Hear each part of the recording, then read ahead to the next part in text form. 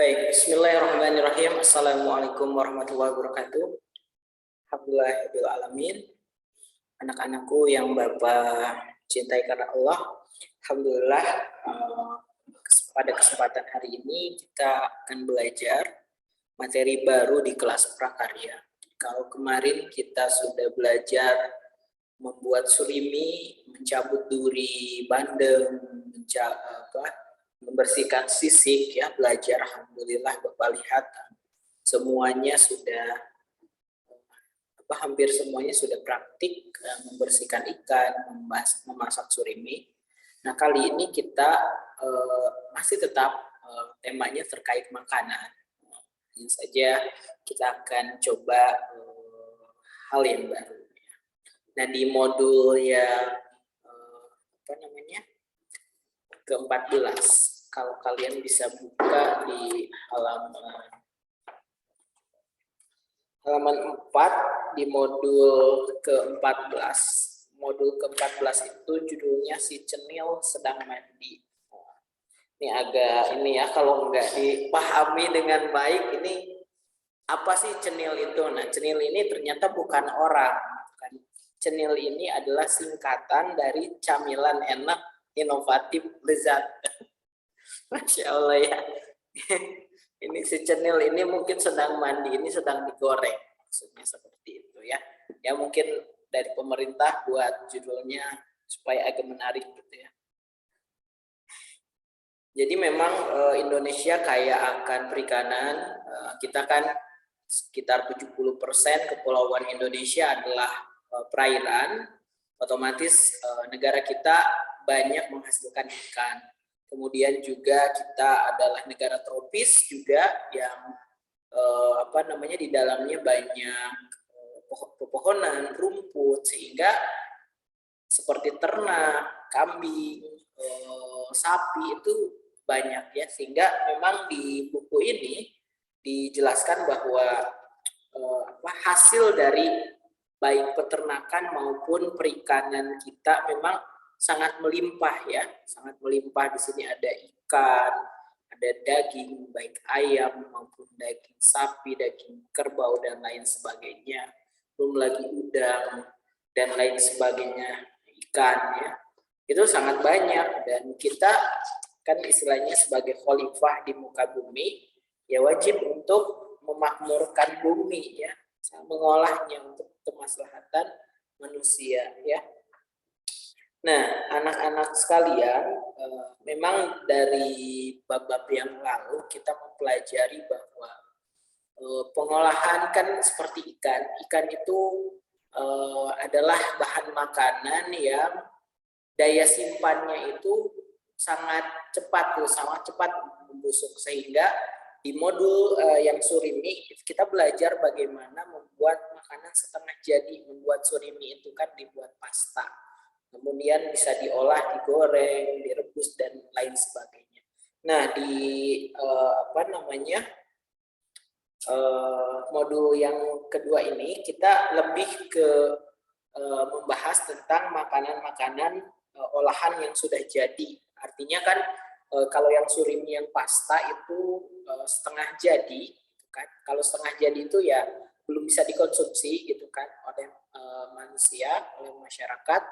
Nah, kalau makanan yang sudah jadi atau siap kemas atau siap santap, gitu. Bukan siap kemas, siap santap, seperti sosis kan yang ada di supermarket itu kan siap santap tuh. Nah, itu yang kita akan buat ya di pembelajaran kita kali ini. Oke, nah ya ini ya gambar surimi pasta, kemudian dijadikan olahan seperti ini sate surimi ya. Kurang lebih seperti itu.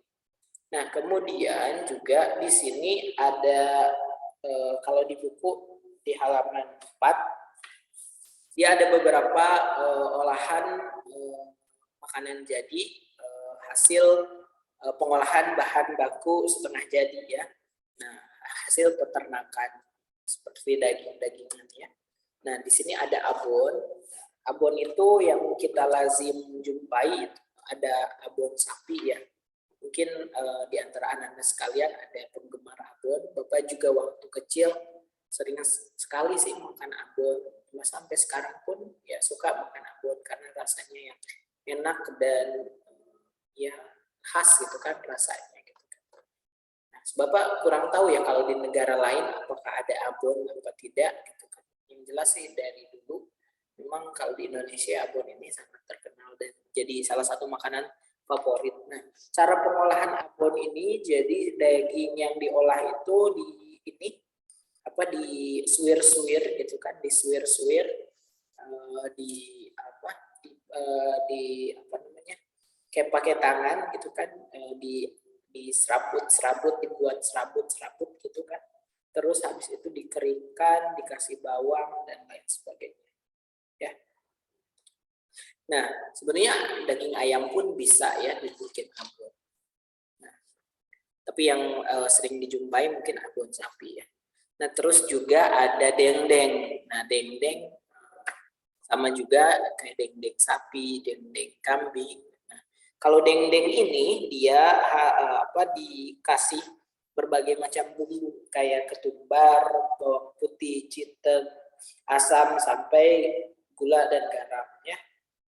Nah, ini dendeng juga rasanya agak manis gitu ya. Nah, terus juga hasil pengolahan yang lain ada bakso. Kalau di gambar ini bakso bakar ya kan. Kalau bakso mungkin daging sapi dicincang, kemudian dicampur tapioka, kemudian direbus jadi bakso, kemudian mungkin kalau bakso bakar ya dibakar gitu. Atau yang bakso pada umumnya yang dilihat di pasaran ada bakso yang direbus ya. Nah, kemudian ada sosis. Nah, ini sosis juga digiling sama dagingnya dicampur tapioka, tepung yang lainnya sehingga jadi ini. Nah, sebetulnya kalau untuk cita rasa kayak olahan-olahan seperti ini, dia itu membutuhkan ini komposisi antara tepung dengan dagingnya itu seberapa besar. Makin besar komposisinya itu makin bisa dibilang sih makin ini ya enak ya, kenyal gitu. Tapi kalau terlalu banyak dagingnya pun nanti dagingnya tuh gak nyatu gitu kan. Nah, tapi harus ada standar maksimum dari tapioka itu atau standar minimal dari tapiokanya itu sebagai pengikat antara daging satu dengan daging yang lain sehingga bisa membentuk bakso atau sosis gitu ya. Nah, terus juga kalau hasil perikanan di sini ada surimi yang kemarin kita buat. Sebenarnya surimi bisa banyak banget diolah. Ada bikin crab stick, kemudian juga dan lain sebagainya kayak bakwan ikan kayak gini nih. Ini juga surimi ya. Ini bakwan ikan, kemudian juga ada fish katsu. Nah, kalau katsu ini pakai taburan tepung roti ya. Tepung roti itu salah satu tepung yang ini ya berasal dari Jepang ya, tapi sering berkembangnya informasi semua negara itu sudah punya banyak sih tersebar makanan katsu kayak gini ya, yang luarnya renyah kayak nugget gitu. Nah, terus juga ada stik ikan ya, olahan-olahan lain dan banyak sekali olahan-olahan lain yang bisa kita buat dari hasil produk setengah jadi yang tadinya kayak pasta surimi tadi yang di awal pembahasan jadi berbagai makanan seperti ini ya.